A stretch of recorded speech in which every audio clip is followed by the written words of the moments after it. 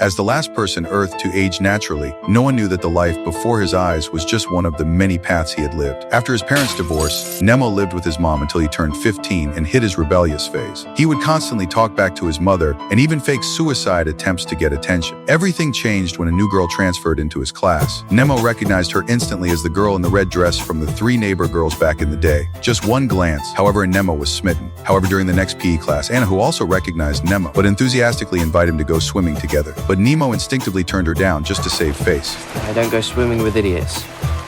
That response killed any interest Anna had in him, and from then on, their paths never crossed again. Many years later, they reunited by chance at a train station. Anna was already a mother of 2, while Nemo was still living the single life. Overwhelmed with emotion, he started to wonder if things would have turned out differently had he not rejected her back then. Suddenly, but he found himself back on that beach. Turns out, it was all just a glimpse into the future. This time, when Anna invited him, he didn't refuse. Instead, he openly admitted he couldn't swim. Rather than looking down on him, Anna was touched by his honesty. And from that moment on, their relationship took an intriguing turn. But fate had other plans. Nemo's mom brought home her new husband, who just so happened to be Anna's dad. The glitch and plot twist of lovers becoming step-siblings didn't make things awkward. If anything, it would add a thrilling spark to their passionate romance. After tasting the forbidden fruit, they even secretly vowed to spend their lives together. However, their scandalous love affair was eventually discovered by their parents, and Anna's father for divorce on the spot and decided to take Anna away from the city for good. Once again, Nemo found himself at a crossroads. He could choose not to give in to reality and fight to keep Anna by his side. That way, in the near future, he'd marry Anna and have the family they always dreamed of. But at age 34, he had an accident while driving home, plunging into a lake and drowning because he never learned to swim. He had to avoid the tragic fate. He had no choice but to let Anna go. On the eve of their separation, Anna tearfully swore she'd never marry anyone else and promised they'd reunite at the lighthouse someday. But as young teenagers, didn't they yet realize that life wasn't go according to plan. Nemo's mother tore up Anna's letters, and in the end, Anna never showed up at the lighthouse.